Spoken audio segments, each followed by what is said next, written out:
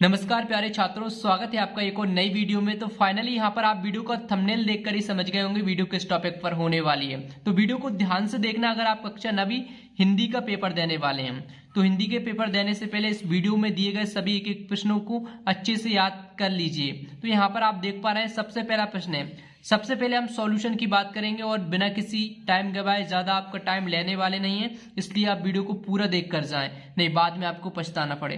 तो यहाँ पर सबसे पहला प्रश्न है हिंदी साहित्य का सर्वाधिक लोकप्रिय महाकाव्य है तो कौन सा है। यहाँ पर 4 ऑप्शन देखने को मिलेंगे, लेकिन सही जो ऑप्शन है वो है रामचरितमानस। तो रामचरितमानस आपका सही आंसर है। इसके बाद में वर्ण वा का उच्चारण स्थान है, तो वर्ण वा का जो उच्चारण स्थान है वो कौन सा है। तो ब वर्ण का जब भी उच्चारण करते हैं तो दंत प्लस ओष्ठ यानी कि दांत और ओष्ठ के माध्यम से वर्ण वा का उच्चारण होता है। तो यहाँ पर ये द वाला जो ऑप्शन है वो आपका सही रहेगा। इसके बाद में सुमित्रा नंदन पंत का जन्म हुआ, तो सुमित्रा नंदन पंत का जन्म कहाँ पर हुआ था। तो सुमित्रा नंदन जो पंत है उनका जन्म जो है वो कोसानी गांव में हुआ था। तो यहाँ पर कोसानी गांव इसका आपका राइट आंसर रहेगा। और छात्रों, अगर आप त्रैमासिक परीक्षा के संबंध में स्टडी मटेरियल चाहते हैं तो इसके लिए आपको studyguru.com वेबसाइट पर जाना है। जैसे ही आप studyguru.com वेबसाइट गूगल पर सर्च करोगे तो आपको कुछ इस प्रकार से वेबसाइट आ जाएगी और यहाँ पर आपकी तैयारी के लिए पूरा स्टडी मटेरियल जो आपको प्रत्येक पेपर के लिए, प्रत्येक सब्जेक्ट के लिए आपको स्टडी मटेरियल प्रोवाइड करा रहे हैं, जिससे कि आप अच्छे से अच्छे अंक लेकर आ सकें। इसलिए एक बार विजिट अवश्य कर लीजिए। और इसके बाद में हम आगे के प्रश्नों का आंसर जान लेते हैं। इसके बाद में अगले प्रश्नों का आंसर है, यहाँ पर आप देख सकते हैं वाक्य रसात्मक काव्यम किसका कथन है। तो यहाँ पर आचार्य विश्वनाथ का है। किसका है? आचार्य विश्वनाथ का आपको बिल्कुल सही आंसर है अगर आपने आचार्य विश्वनाथ किया है। और इसके बाद में 5वां प्रश्न है मेरे बचपन के दिन पाठ की रचना की थी। तो इस पाठ की जो रचना है वो किसने की थी। तो इसकी की थी महादेवी वर्मा ने। तो अगर आप महादेवी वर्मा करते हैं तो आपका ये राइट आंसर रहेगा। इसके बाद में है मुंह की खाना का अर्थ है, तो इसका है हार मानना। ये मुहावरे का जो अर्थ है वो क्या है? हार मानना है। तो यहाँ पर इसका ये वाला सही आंसर रहेगा। इसके बाद में चलते हैं दूसरे प्रश्न, क्योंकि ये आपके सही विकल्प हैं वो 6 नंबर के आपको देखने को मिलेंगे और 1-1 नंबर का प्रत्येक प्रश्न आपको देखने को मिलेगा। अब हम प्रश्न क्रमांक दूसरा, जिसमें आपको खाली स्थानों की पूर्ति करना है। तो सबसे पहला है इसका 2 शब्दों के मेल को कहते हैं। 2 शब्दों के मेल को क्या कहते हैं? ऑप्शन आपको 2 दिए गए, संधि समास। तो आपका है 2 शब्दों के मेल को संधि कहते हैं। तो इसमें क्या बनाएगा? संधि बनाएगा। और अनंत का विलोम है। अनंत का विलोम आपको पता होगा अंत होता है। तो यहाँ पर इसमें संक्षिप्त अनोखा दिया हुआ है, तो यहाँ पर ये मिसप्रिंट हुआ है, इस वजह से यहाँ पर अंत होता। तो अंत इसका राइट आंसर। इसमें क्या बनाएगा? अंत बनाएगा। यहाँ पर थोड़ा सा मिसप्रिंट है।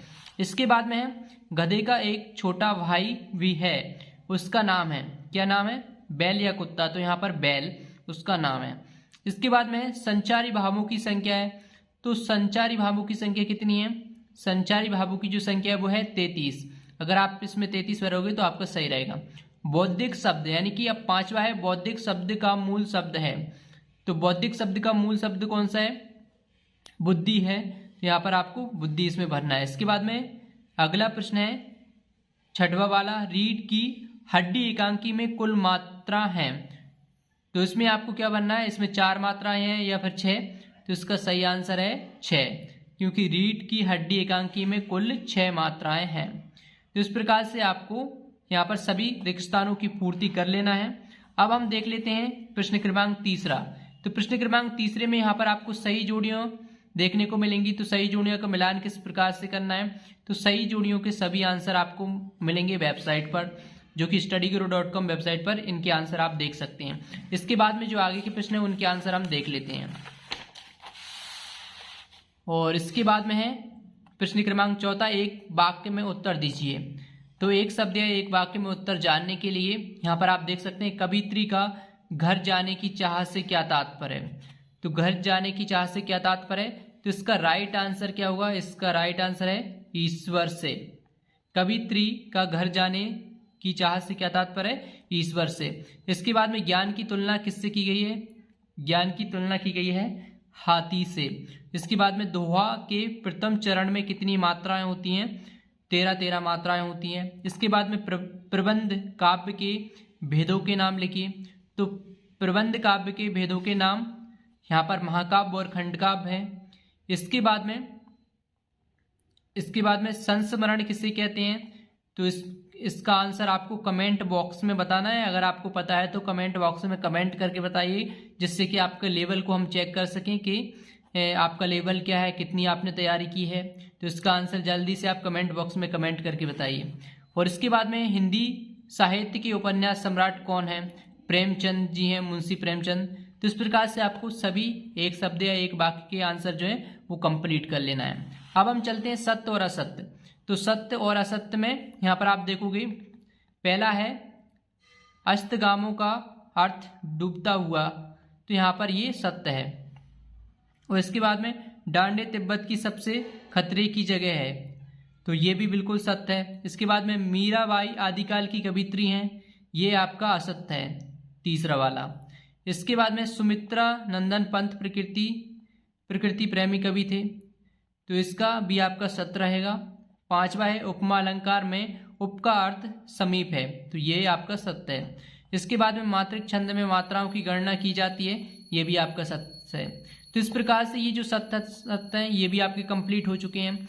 इसके बाद में आगे के जो प्रश्न दिए गए हैं इन सभी प्रश्नों और ये पूरे पेपर की PDF अगर आप डाउनलोड करना चाहते हैं और सही जोड़ियों का मिलान देखना चाहते हैं और आंसर देखना चाहते हैं, तो इसके लिए आपको वेबसाइट पर जाना है, studyguru.com वेबसाइट पर आपको विजिट करना है। वहां पर आपको ये इसकी PDF और ये सभी क्वेश्चन आंसर आगे के प्रश्न सभी आपको मिल जाएंगे, तो वहां से आप अच्छे से तैयारी कर सकते हैं। और इसके पिछली एक और वीडियो हमने अपलोड की थी, वो भी देख लेना, क्योंकि ये दोनों मॉडल क्वेश्चन पेपर आपकी त्रैमासिक पेपर की तैयारी के लिए बहुत ज़्यादा महत्वपूर्ण है। क्योंकि ये जो मॉडल पेपर हैं ये आपके नए सिलेबस और आपकी त्रैमासिक परीक्षा पैटर्न के आधार पर तैयार हैं, जो कि आपकी तैयारी के साथ साथ इसमें इम्पोर्टेंट क्वेश्चनों को सिलेक्ट करके हमने लिखा है जिनके आने की संभावना है। तो सभी आप याद कर लीजिए, इनमें से बहुत सारे प्रश्न आपको पेपर में देखने को मिलने वाले हैं। तो चलिए मिलते हैं नेक्स्ट वीडियो में। Thanks for watching this video.